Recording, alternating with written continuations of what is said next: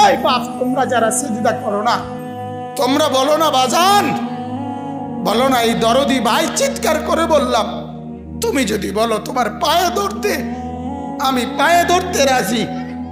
তুমি যদি বলো তোমারে জড়িয়ে ধরে কাঁদতে, আমি কাঁদতে রাজি। তুমি বলো কেন আল্লাহর সাথে রাগ করলা?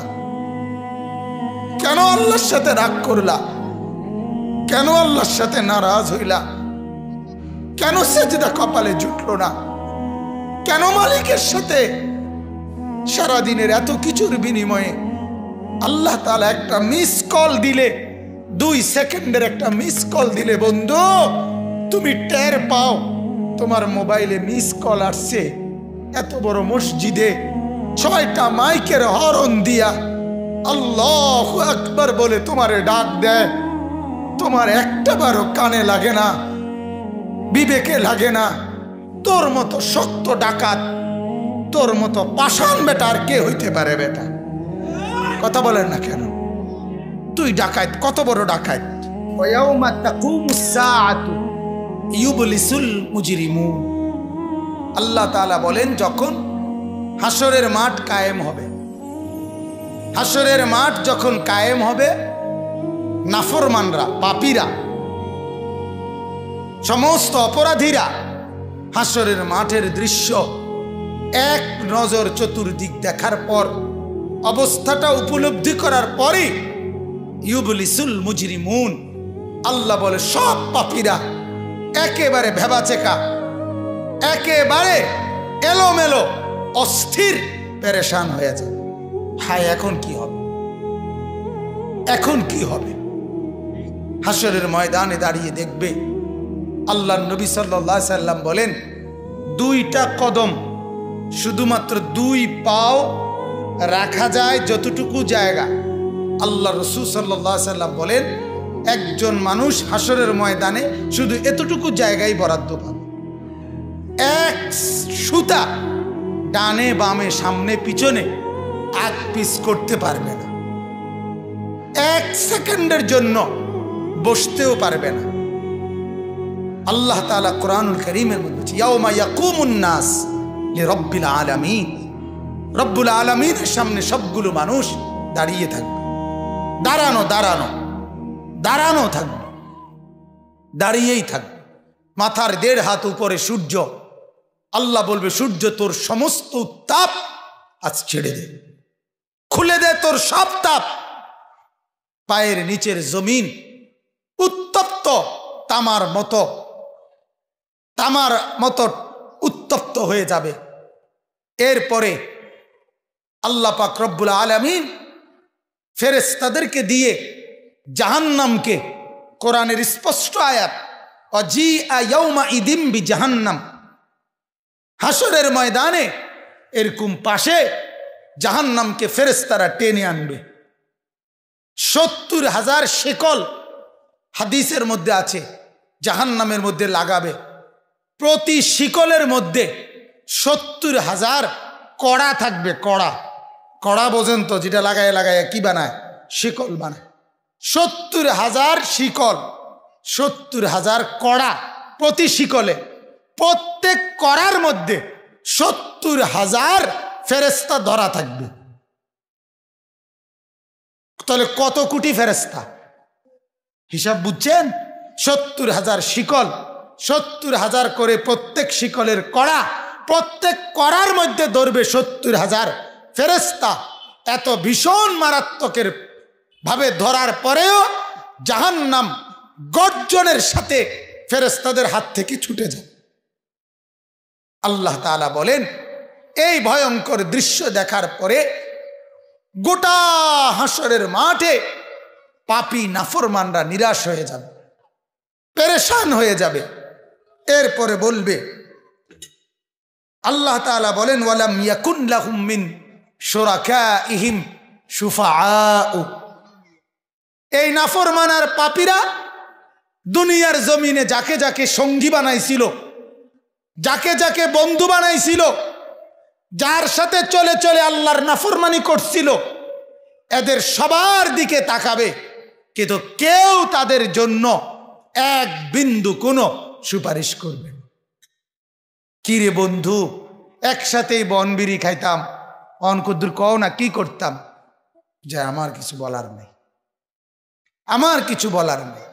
এরপর আল্লাহ বলেন ওয়াকানু বিশুরাকাইহিম কাফিরিন, আবার প্রত্যেকটা নাফরমান নিজেই সে তার ওই বন্ধুদেরকে, ফেরেশতাদের সামনে সঙ্গীদেরকে অস্বীকার করবে। প্রথম তো তাকাবে, যখন দেখবে কেউ কোনো সহযোগিতাকারী নাই, ফেরেশতাদের সামনে যখন জিজ্ঞেস করবে, কোরআনে আছে উহশুরুল্লাযীনা যালামু ওয়া আজওয়াজাহুম, আল্লাহ ফেরেশতাদেরকে বলবে প্রত্যেকটা পাপী এবং তাকে পাপ কাজে যারা যারা সহযোগিতা করেছে তাদেরকে সহ একত্র করো। তখন ফেরেশতা যখন জিজ্ঞেস করবে তোর এই অপরাধের সঙ্গী ছিল কে বল, তখন ওই নাফরমান বলবে আমি কাউকে চিনি না, আমার সাথে কেউ ছিল না, কেউ ছিল না। আল্লাহ বলে ওই সঙ্গী তাকে অস্বীকার করবে, সে সঙ্গীকে অস্বীকার করবে। কেউ কারোর জন্য থাকবে না, কেউ কারোর জন্য থাকবে না। এরপরে আল্লাহ বলেন ওয়ায়াউমা তাকুমুস সাআতু ইয়াউমাইদিন ইয়াতাফাররাকুন, এরপর আল্লাহ তাআলা বলেন হাসরের মাঠের সমস্ত মানুষ বিভক্ত হয়ে যাবে। আজ যেমন সবাই একসাথে বসছেন, নামাজি বেনামাজি, হালাল উপার্জনকারী হারাম উপার্জনকারী, হ্যাঁ সবাই একসাথে বসছেন। আল্লাহ তাআলা বলেন সেদিন সমস্ত মানুষ বিভক্ত হয়ে যাবে। ফাআম্মাল্লাযীনা আমানু ওয়া আমিলুস সালিহাত ফাহুম ফি রাউদাতিন ইউহবারুন, যারা ঈমান আর নেক আমলওয়ালা হবে তারা জান্নাতের আরাম আর আয়েশের মধ্যে, জান্নাতের সুখের মধ্যে ভাসতে থাকবে। ওয়া আম্মাল্লাযীনা কাফারু ওয়া কাযযাবু বিআয়াতিনা ওয়া লিকাইল আখিরা, আর যারা আমার নাফরমানি করেছিল, আমার এই আয়াতগুলোকে অস্বীকার করেছে, কোরআনকে অস্বীকার করেছে, কোরআনকে গুরুত্ব দেয় নাই, কোরআনকে গুরুত্ব। মাদ্রাসা মাদ্রাসা আপনার কোরআন পড়ায়। আমি সব সময় বলি কোরআন শুধু একটা বিষয়ের নাম না, বাংলা অঙ্ক ইংরেজি পদার্থ জীববিজ্ঞানের মতো এটাও একটা বিষয় না। না, বাংলা অঙ্ক ইংরেজির কোনো বিষয় আপনার জীবনে থাকুক বা না থাকুক, আল্লাহর কসম ঈমানের পরিচয়ের কারণে এই কোরআনের পরিচয় আপনার সাথে থাকতেই হবে। কথাটা বুঝছেন কি না আমার? অর্থাৎ আপনি বাংলা জানেন আর অঙ্ক জানেন অথবা না জানেন, কিন্তু কোরআন আপনি জানেন, এ কথা আপনাকে বলতেই হবে, এ কথা আপনার জীবনে থাকতেই হবে, এ কথা জীবনে থাকতেই হবে। এ কথার কোনো যুক্তি নাই আমি শিক্ষিত তবে কোরআন জানি না, আমি শিক্ষিত তবে কোরআন পড়তে পারি না। যে জ্ঞান আল্লাহ চিনায় না, যে জ্ঞান সেজদা চিনায় না, যে জ্ঞান কোরআন পড়ায় না, ওই জ্ঞান জ্ঞান না, ওই জ্ঞান জ্ঞান না। কোরআনে আল্লাহ বলছে, সূরা আনফালের মধ্যে আছে, যেই জবান আমার কথা বলে না, যেই কান আমার কথা শুনে না, যেই দিমাগ আমাকে নিয়ে ভাবে না, আল্লাহ বলে ওই লোকটা হলো সর্বনিকৃষ্ট জানোয়ার, জানোয়ার, জানোয়ার। ইন্না শাররাদ দাওয়াবি ইনদাল্লাহ আস-সুম্মু আল-বুকমু আল্লাযীনা লা ইয়াকিলুন। আল্লাহ বলে সর্বনিকৃষ্ট জানোয়ার আমি আল্লাহর নিকটে সে যে আমার কথা বলে না, আমার কথা শুনে না, আমার কথা ভাবে না। কেন কোরআন বাদ দিলাম? আপনারা যারা জীবন থেকে নিজের জীবন, ছেলের জীবন, মেয়ের জীবন, স্ত্রীর জীবন থেকে যারা এই কোরআন বাদ দিলেন, কেন বাদ দিলেন? কোন যুক্তিতে বাদ দিলেন? আরেকবার বিবেককে প্রশ্ন করিয়েন, কি কারণ হইতে পারে? মালিকের এই কোরআনের অপরাধটা কি? এই কোরআন আপনার ভুলে ভরা, কথা বলেন না কেন? এই কোরআন আপনার ভুলে ভরা, এই কোরআনের নিখুঁতের ক্ষেত্রে কোনো সন্দেহ আছে? তাহলে কি কারণ থাকতে পারে? বাংলা বইতে, অঙ্ক বইতে ইংরেজি বইতে পৃথিবীর কোনো, আমি তো পড়ছি, আমি দাখিল 1998 সালে আপনার বিজ্ঞান সায়েন্স থেকে, বিজ্ঞান বিভাগ থেকে 1998 সালে সমগ্র বাংলাদেশে সর্বোচ্চ নাম্বার পেয়ে ফার্স্ট স্ট্যান্ড করেছি, আলহামদুলিল্লাহ। আমি বিজ্ঞান পড়ছি, কুমিল্লা ভিক্টোরিয়া কলেজ থেকে আমি মাস্টার্স পাস করছি। অতএব আমি এটা বুঝাইতে চাই, পৃথিবীর কোন বাংলা, অঙ্ক, ইংরেজি, পদার্থ, জীববিজ্ঞানের একটা বইয়ের নাম আপনি বলেন যে বইয়ের শুরুতে লেখা আছে এই বইটি মানুষ বানাবার জন্য, মানুষ গড়বার জন্য লেখা হয়েছে, এটা কোন বই সেটা বলেন। কিন্তু আমরা কসম চ্যালেঞ্জ করে বলতে পারি, এ কোরআন, তার মালিক বলছে হুদাল্লিন নাস, এটা মানুষ গড়বার জন্য, মানুষ বানাবার জন্য লেখা বানানো, এটা কোরআন বলছে একমাত্র। কোন বাংলা বইয়ের শুরুতে কথা নাই, কোন অঙ্ক বইয়ের শুরুতে কথা নাই, বরং ওই সবগুলো বইয়ের মাকসাদ একটাই, ইকোনমিক্যাল অ্যানিমেলে পরিণত করা। Man is economical animal. একজন মানুষ হবে শুধুমাত্র অর্থনৈতিক প্রাণী, টাকা উপার্জন করার একটা মেশিন, টাকা উপার্জন করার একটা যন্ত্র। এটাই হবে কে কত বুদ্ধিমত্তা, কে কত জ্ঞান খাটাইয়া পৃথিবী সাজাবে, কত বেশি জমিনের উপরের অংশ সাজাবে আর দুনিয়ার কামাই রোজগারি করবে, এটাই হলো মূল টার্গেট, মূল মাকসাদ, মূল মাকসাদ। এই কারণে 18 বছর বয়সের একটা ছেলে অনেক কিছু পড়ালেখা করছে কিন্তু এখনো খারাইয়া মতে। কিন্তু আমার 6 বছরের বাচ্চা, এই নুরানি মাদ্রাসায় আমরা চ্যালেঞ্জ করি, কওমি মাদ্রাসা, নুরানি মাদ্রাসা, হাফেজি মাদ্রাসা, 6 বছরের বাচ্চা আমাদের কোনোদিন দাঁড়াইয়া পেশাব করে না, দাঁড়াইয়া মতে না। আমরা শুধু পড়া শিখাই না, আমরা জিন্দিগি বানাই, জিন্দিগি। কওমি মাদ্রাসা শুধু শব্দ শিখায় না, কওমি মাদ্রাসা শুধু অক্ষর শিখায় না, কওমি মাদ্রাসা জীবন গড়ে দেয়, জীবন, আখলাক গড়ে দেয়, আখলাক, জিন্দিগি বানায় দেয়, জিন্দিগি। 6 বছরের এক বাচ্চা নেই, আমরা 5 বছরের ভিতরে আমরা হাফেজে কোরআন বানায়া তারে বাড়িতে পাঠাই। বলেন আলহামদুলিল্লাহ, বলেন আলহামদুলিল্লাহ। আল্লাহ তাআলা মুসা নবীকে বলছিল, মুসা নবীর মাকে, ও মুসার মা, তোমার কোলের বাচ্চাটা বাক্সত বইরা পানি থালায় দাও, নদীতে ফেলায় দাও। তুমি পারতা না, ফেরাউনের ভয়ে তুমি রাখতে পারতা না, ফেলে দাও, এরে বাক্সত ভরে ছেড়ে দাও, নদীতে ছেড়ে দাও। মনে করো পানিতে বাসাইয়া দিলে আরি, কিন্তু আমি ওয়াদা দিলাম, ইন্না রাদ্দুহু ইলাইকে, মুসার মা, আমি ছেলেটা তোমার কাছে ফেরত দেব।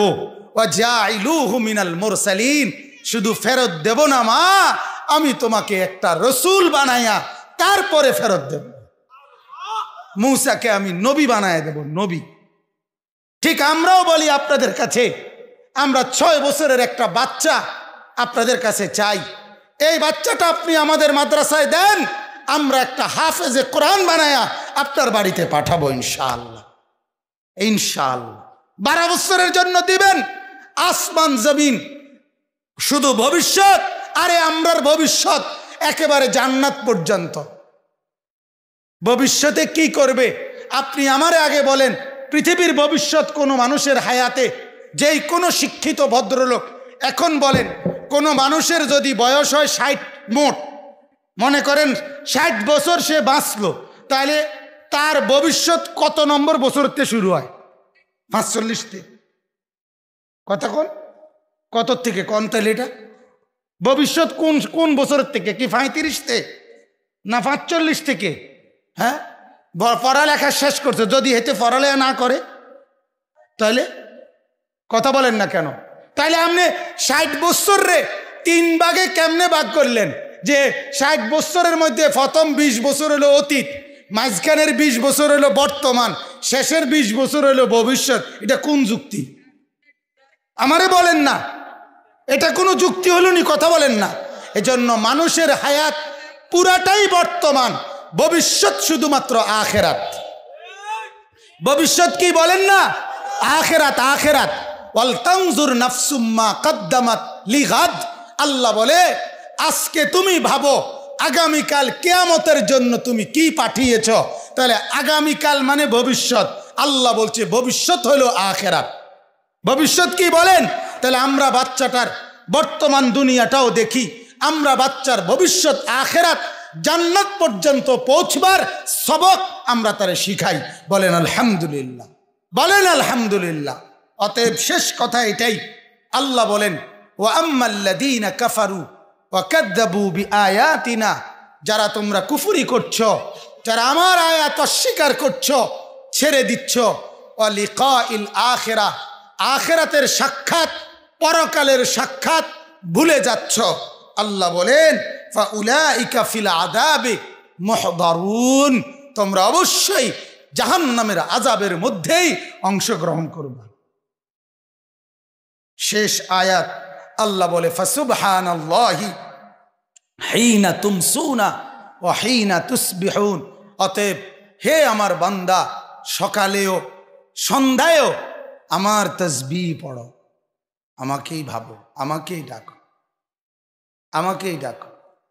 এরপর আল্লাহ বলছে ওয়ালাহুল হামদু ফিস সামাওয়াতি ওয়াল আরদ, আসমান আর জমিনের যেখানের যত সৌন্দর্য, যেখানের যত কিছু, সব কিছুর জন্য প্রশংসা পাওয়ার যোগ্য শুধুই আমি।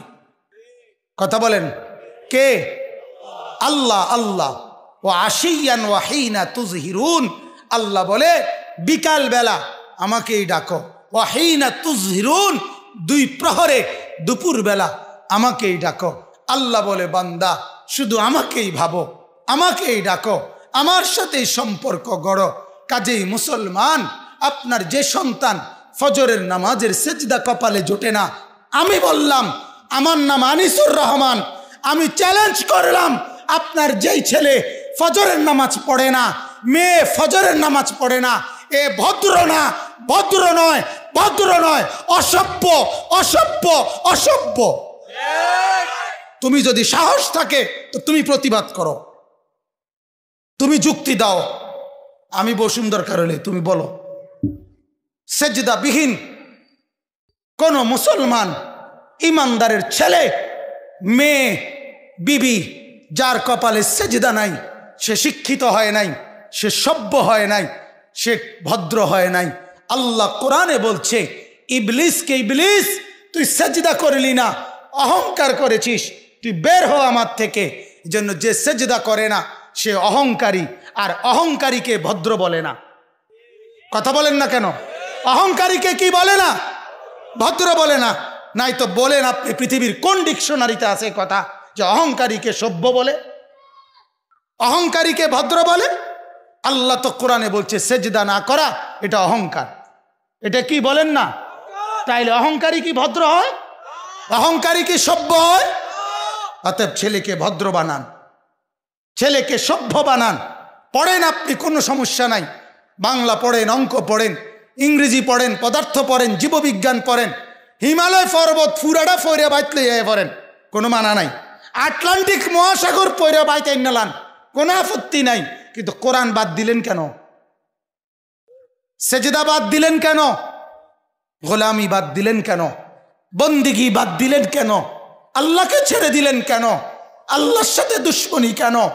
যে ছেলেটা সারাদিন একটা ওয়াক্ত নামাজ পড়ে না, যে বিবি একটা ওয়াক্ত নামাজ পড়ে না, যে মেয়েটা পর্দা করে না, তারে জিজ্ঞাসা করেন না যে মা সবার সাথে সম্পর্ক বজায় রাখো, মালিকের সাথে কেন দুশ্মনী?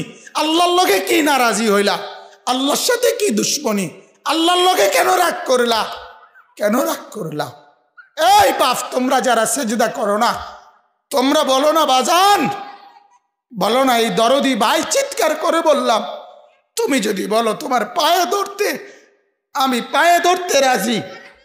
তুমি যদি বলো তোমারে জড়িয়ে ধরে কানতে, আমি কানতে রাজি। তুমি বলো কেন আল্লাহর সাথে রাগ করলা? কেন আল্লাহর সাথে রাগ করলা? কেন আল্লাহর সাথে নারাজ হইলা? কেন সেজদা কপালে জুটলো না? কেন মালিকের সাথে সারাদিনের এত কিছুর বিনিময়ে আল্লাহ তাআলা একটা মিস কল দিলে, 2 সেকেন্ডের একটা মিস কল দিলে বন্ধু তুমি টের পাও তোমার মোবাইলে মিস কল আসছে।